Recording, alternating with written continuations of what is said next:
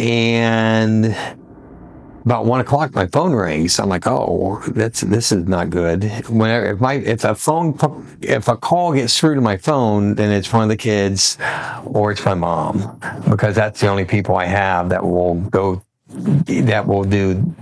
not disturb and the phone will ring. So it's my mom. She goes, Chris, I've fallen and I can't get up. I'm like, okay. I'm like, where you at? She's like, I'm in the kitchen. I'm like, is the door locked? She's like, yes. So now I'm wondering, do I have a key? Hey, welcome back. So what I thought I'd do today is just give you a little bit of a background on the next couple days of taping. I know I'm going to be in Mexico, so I wanted to do some videos just to kind of put them as placeholders in case I need them, because I'm afraid I'm not going to have real great internet in Mexico, and I don't want to mess up the challenge. So I'm going to be talking about my mom, Bonnie. My mom's name is Bonnie Kaiser, and she was born in Muncie, Indiana. At some point in her childhood, her dad was an alcoholic, ended up dying, and her mom died at a young age too. So her and three of her brothers went to live with my aunt, Lulu, as I called her Grandma Lulu. So, and Grandma Lulu was a very important fixture in my life and my sister's life, because after my mom was married at a fairly young age, she married my dad, George, and they adopted me as well as my sister. I was born in 66. Now, as I grew up in the 70s, it became clear that my dad had a drinking problem as well. He was in and out of rehab facilities a couple times, and he had quite the drinking problem. So she had, I think, had enough and was starting to get a nursing license in the late 70s. So she wanted to get a job so she could have a little more independence. I think she was planning on leaving. But in 78, my dad passed away. He died in a car accident. It was very sudden, very unexpected. So suddenly she is on her own, taking care of me and my sister. I think I was 12. My sister was 8 or 7. 7. My sister was 7. So I was starting 7th grade. My sister was like in 2nd. So she was a little overwhelmed. She did have my grandma Lulu helping her. So she's always been very strong and just amazing about how she was able to hold everything together. Because back then, women weren't as independent as they are now. So she buckled down. She had just finished her final year of nursing school when my dad passed. And so after that happened, she took some time off, and then she got hired on the hospital. And so she was working the night shift from 3 to 11, 5 days a week. And then during that time, my grandma would watch us, Grandma Lulu, who didn't drive. So she had to cart, but she lived close. So she carted us around, carted everybody around, and she'd wake up. She worked 311. She'd probably get home at 12:30 by the time she got my grandma home and everything. And then she'd wake up at 7 or 8 and get us ready for school. So she was extremely busy just trying to keep everything together. So she's a very strong person. Because of the death of my father, I think I went one way, my sister went another. And my sister was very challenging. She kind of got in with the wrong crowd, got in with some drug use, and that was always a problem that my mom had to deal with. I didn't fall into that. I drank a lot, but other than that, nothing else.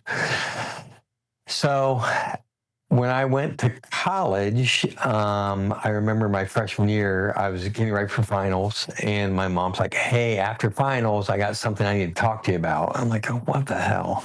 I'm like, "Well, you might as well tell me now. I don't know why you would just not wait." But and my sister was I think she was 15. She was pregnant, and my mom did not. We were allegedly Catholic, so she did not believe in abortion. So my sister had a child named Heather. Did not marry the dad. The dad was not a good person. So my mom basically raised my niece Heather with my sister, who was also in and out of drug rehab facilities. So this went on for 10 or 15 years. And finally, I moved to Florida back in 91 and built a house in 96 and got married in 95. And in 2000, she was helping to raise my niece and still dealing with my sister, who is still in and out of trouble, but trying to do well. So I'm like, "Mom, why don't you just move down here?" And we're getting ready to have my first son. We had my first son in 96. I'm like, Jonas wants to be around you. Why don't you move down here? So in 2000, she moved down. He was 4. And we were having our second child, Lily. So she was here for Lily's birth. She lived in a apartment at first, and then she moved to a 55 and up trailer community, which I wasn't happy about because we live in Florida. We deal with hurricanes and tornadoes and thunderstorms, and it gets cold here. And the trailer, I hated her being in a trailer, but she loved it. She had so many friends there. She had a lot of activities, and at the time she was pretty young. She was in her 60s, so not much older than I am now. But at the time, it felt like she was old. I don't know if you guys know what I'm talking about, but as our parents age, it's and then we get up to that age where we thought they were old, we realize they weren't that old. But anyway, so at some point in 2003, I was doing fairly well, and I'm like, "Mom, why don't you move out of the trailer?" I think there was a problem. There was a tornado or there was a hurricane. In 2003, Hurricane Charlie came, and I'm like, "You cannot be in that trailer for a hurricane. We're going to buy a condo." After the hurricane, we bought a condo because Charlie was supposed to be a direct hit. It hit Fort Myers instead. No, it hit Port Charlotte instead. But if it would have been a direct hit, she would have been in trouble. She came to my house for the hurricane, but a trailer's no place to be. I didn't think. Looking back on it, I probably could have been a little more open-minded about that. But, the trailer was a 55 and up community. And then they were having financial problems. So they opened it up and made it just a community. And so it got some pretty scary people in there. So it was time for her to go. So we moved her into the condo, which was I wanted her to be close because I wanted her to be on the first floor. She was already, she knew that she was going to have problems with her feet. So I wanted her to be on the first floor so she wouldn't have to deal with stairs and whatnot. So she's in the condo from 2003 to 2008. Doing well. She's a little lonely, but she's got various odd jobs. She's working at the school as a lunch lady, and she loves that. She does clowning. She does all kinds of things. So she does a lot to keep her busy. In 2008, she was having some medical issues with her blood pressure and stuff. And it turns out that her heart was working at a diminished capacity, so it was working at 40%. So they put a pacemaker and defibrillator on the left side. In 2010, I was getting divorced. And during that time period, she tells me, "Hey, I got to go to the doctor. Can you come with me?" I'm like, "Oh, yeah, what's going on?" She goes, I've got something coming out of my breast. I'm like, "What are you talking about? You're a nurse. Why would you wait until you had discharge coming from your breast to find out what's going on?" She said, "Oh, I was scared and I didn't know what to do." I'm like, "Well, Mom, what are you talking about?" "Well, you're getting divorced. I didn't want to bother you with it. You're stressed enough." And so the first thing about caring for an elderly loved one is to really make sure that you're keeping up with how things are going and realize that they're not going to be totally open and honest about what's going on with their medical history to you or to the doctor. Sometimes they diminish the importance of certain things. So we go to the doctor. She got stage 4.5 breast cancer. It's a devastating diagnosis. They give her 6 months to live. They're like, "You just waited too long," basically. But so we're going to get in. We're going to do surgery. We're going to do double mastectomy. We got to look at the lymph nodes. She had to have the lymph nodes on her left side removed because they were cancerous. The surgeon was awesome, and he did a great job. She got to keep the lymph nodes on her right side. So what that means with the lymph nodes is that you can't do blood pressure where there are no lymph nodes. I don't understand why, but that's the rule. So 6 months goes by. She's doing great. She's doing radiation and she's doing chemotherapy. The chemo's, a real challenge for her. I remember they're like, "Well, the nausea medicine's like $300 a pill." And she's like, "Well, I don't want to pay that." I'm like, "Mom, we'll cover the nausea medication." The insurance covered it anyway. They were just telling her, "Don't lose the pills, because if you do, you're going to replace them with $300. But they could have been a little more clear. Nonetheless, so she makes it through that. We have to move. Now she makes it through the chemo, and she does it really well. I take her to all the appointments. I'm really scared. I'm afraid I'm going to lose her. So we go to the heart doctor, and we tell him what's going on, because the radiation therapy person is like, "Yeah, you can't. Keeping this pacemaker here is going to, one, interfere with where I need to point the radiation. And two, the skin is going to be so frail, it's going to pop out of that area, and the skin's not going to be able to maintain control of that defibrillator. So we got to move it." So there's another surgery after the breast surgery. Now she's on 2 surgeries. Hospitals are not the cleanest place in the world. They do their best, but she gets a staph infection. It's just a mess. But we make it through all that stuff. Now at 6 months, they're like, "Oh, she's doing pretty well. She's fighting hard, and she's going to all the appointments. I'm taking her to the appointments, so I know she's making the appointments. We're not going to make an appointment. They're too important."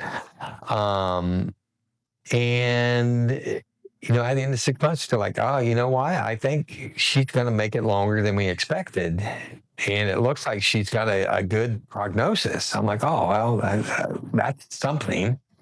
5 years later, just to kind of wrap the story up, she's cancer free. So that was a great ending to what started out as a very scary beginning. So that's kind of tells you a little bit about my mom. Now, I had my car accident in 2020, October 2020, and because my dad died in a car accident. And in 2019, we lost my sister to a drug overdose. So my mom has been through both her parents dying, her spouse dying, and then her daughter dying. I can't imagine. I can't imagine losing a kid. It would be devastating. But she's somehow able to hold all this together. So and then me almost dying in the car accident. So I didn't want her to know about that because I didn't want her to worry. So I really kept the car accident from her a lot. I just told her I was in a little bit of an accident. Now, 2 years later, a year later, I kind of fessed up. I was a little bit bigger than a little bit of an accident and told her about what was going on. But so what would happen in 2020, because I had time, I would call her more often on the phone. And once or twice a month, I would call her on the phone and wouldn't get a pickup. The call wouldn't go through. The phone wouldn't be on. Who knows what was going on, but she wouldn't answer. And the time between when she did answer I'd wait an hour and I'd call back. I'd wait 2 hours, I'd call back. And then at 3 hours, I'd be like, if she doesn't pick up now, I'm going to go see her. And so at 3 hours, that time from my house to her house, I didn't know what was going to happen. I didn't know if she was going to be on the floor dead. I didn't know if she's going to be unconscious. I didn't know if she's in medical attention. Every time it was, I had my phone turned off. Oh, the cell phone tower must be gone. Oh, I ran out of cell phone battery. But every once in a while, she broke her leg. No, she fell going to a hair appointment at the shopping center. So I'm always concerned because she has neuropathy in her feet. I'm always concerned that she's going to be hurting herself in some way. So, as 2021 came, the number of times that I couldn't get a hold of her was increasing. And if you take care of an elderly loved one, as they get older, you need to go over there a little more often. They've messed up the remote and somehow the TV doesn't work. Or you want to make sure they're eating right because she's eating these lean cuisine meals, which she thinks is healthy. They're full of salt. They're horrible. They're horrible for you. But she doesn't. She likes the way they taste, and she wants to eat all the wrong foods. So she's diabetic at this point. So we got that we're dealing with. So there was a couple times when I couldn't get a hold of her. Then in November of 2021, I call her to say goodnight. I was calling her in the morning and in the evening. We said goodnight. It was relatively early. It was like 6 o'clock. And don't think anything about it. And about 1 o'clock, my phone rings. I'm like, oh, this is not good. If a call gets through to my phone, then it's one of the kids or it's my mom, because that's the only people I have that will do not disturb and the phone will ring. So it's my mom. She goes, Chris, I've fallen and I can't get up. I'm like, okay. I'm like, where you at? She's like, I'm in the kitchen. I'm like, is the door locked? She's like, yes. So now I'm wondering, do I have a key to the condo? So I'm trying to think, where's the keys to the condo? I'm searching, in my mind, I'm thinking, I'm going to have to break down the door, all this other stuff. I'm like, I'm on my way. So it's 1 a.m. I'm on my way. I'm speeding to the condo. I also have a spare key in the closet of the condo just in case. So I know that if I need to get in, a neighbor has a key. So I don't necessarily have to break down the door. I'm going to be able, but I find a key in my car and it works. So I was happy about that. So I get in there. She's laying on the ground in the kitchen I'm like, Mom, what is going on? She's like, my foot got caught. I got dizzy. I got up. I was thirsty. I'm like, Mom, you're not supposed to get up after you take your pill.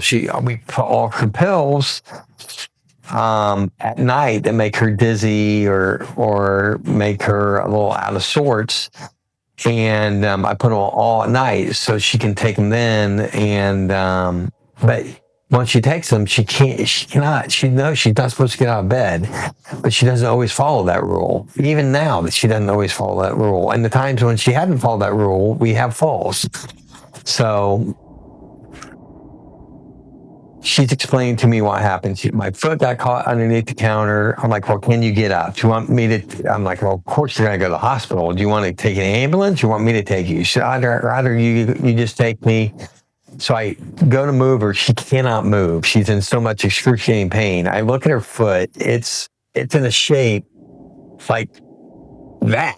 It's the most yucky thing. So she's broken her ankle.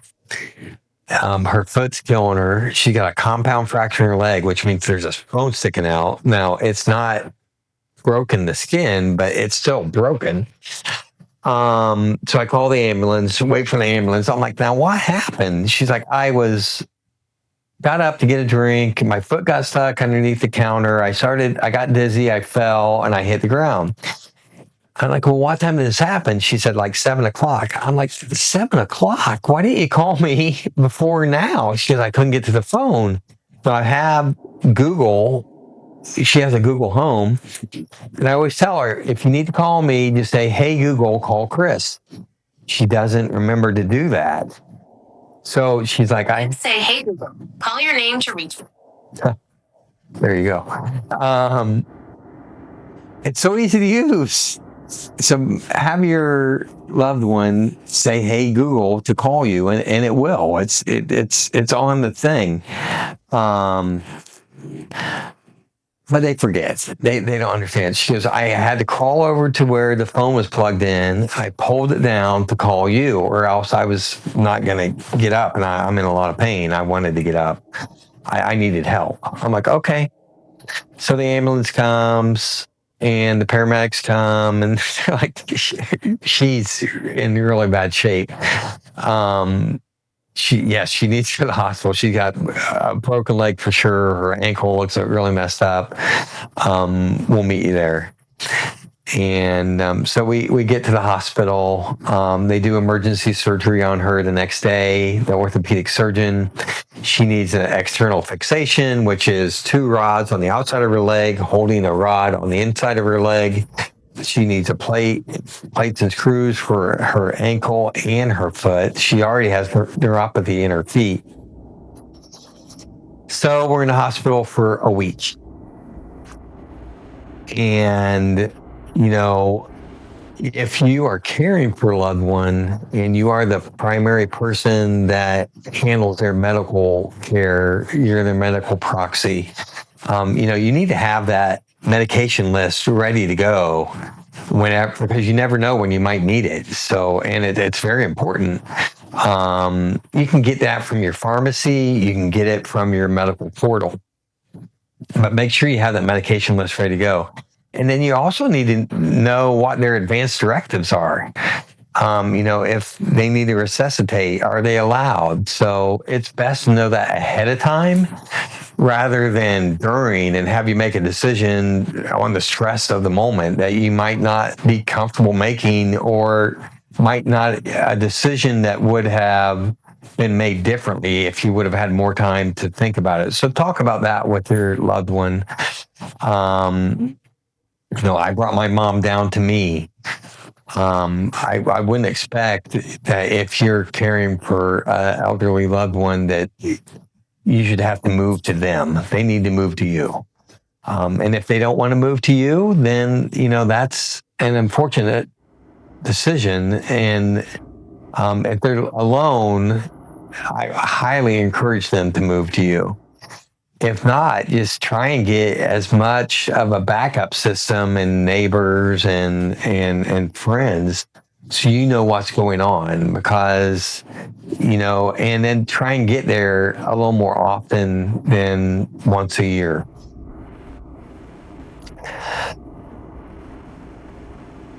After the surgeries,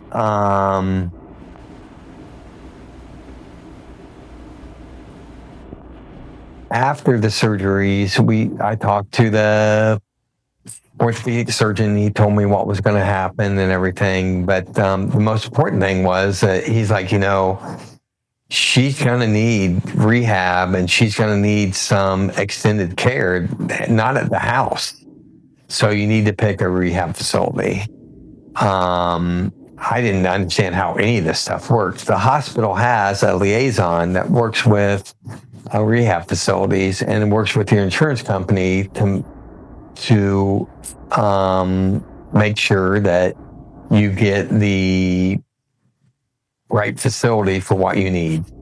The county has a lot of programs that you can apply for. You can apply for special transportation needs, especially, with my mom, her leg and foot was broken. So, we could have had someone pick her up to go to the doctor. Home health will come in, both maybe through your insurance agency, or your, whatever insurance you have, or through on the community side. So there are a lot of resources that you can utilize.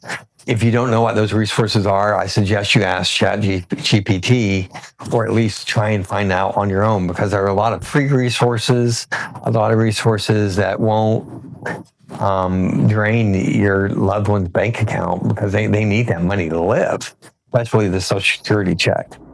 So that's what I would say is the most important things with taking care of an elderly loved one, is making sure you have your medication list and stay up on all the doctor appointments. As they get older, you're going to want to go with them to those medical appointments, because they just don't remember some of the things. Sometimes they're minimalizing it. Sometimes they just don't remember. So you want to give a true picture, and then you want to be a patient advocate for your loved one. The hospitals now do a lot of contracting, and they don't have like full-time people that are at the hospital on a regular rotation.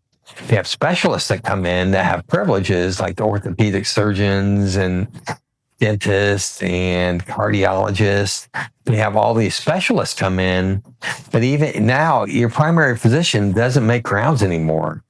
The insurance companies have figured out a cheaper way to where they don't have to pay the doctors for the rounds. So they're using these contracting doctors, and sometimes they're not the most qualified or the most thorough.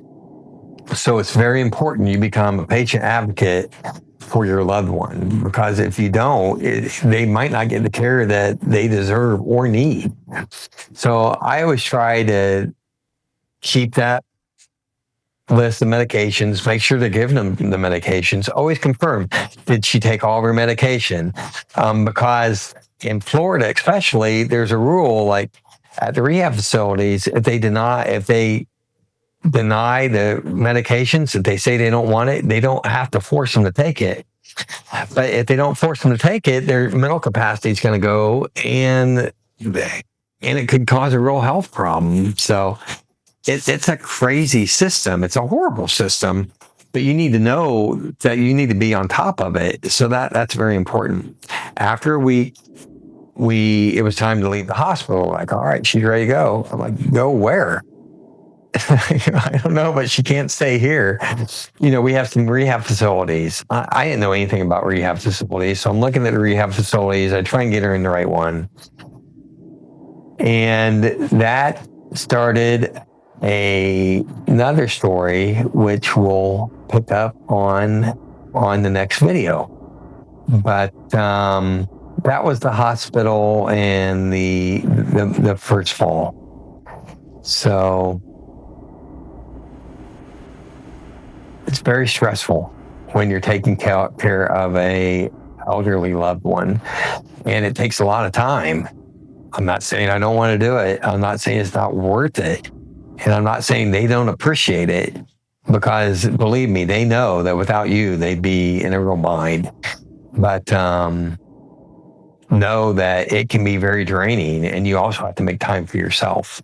So that's all I have for today. And I hope you enjoyed the story. It was a horrible, horrible fall. One of my worst nightmares is having her lay on the ground for 6 hours.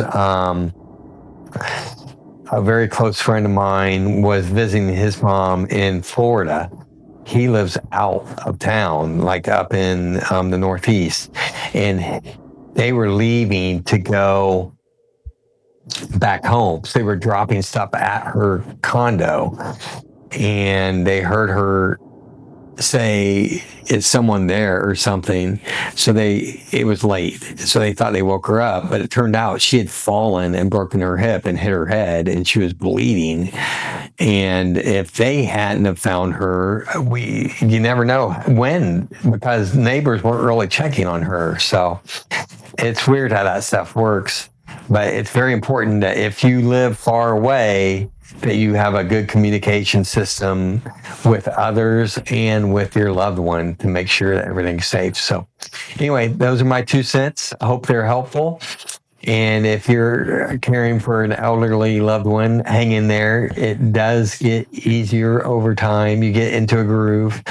And at first, it's very overwhelming, especially when there's an incident. So, which is what we're going to be talking about next, is what the rehab facility was like. Going to the hospital every day was challenging enough. I had no idea how important it was to go to the rehab facility every day. So, excuse me. Anyway, hope you guys have a great night and a great day if you're watching this during the daytime. Until next one, we'll see you soon.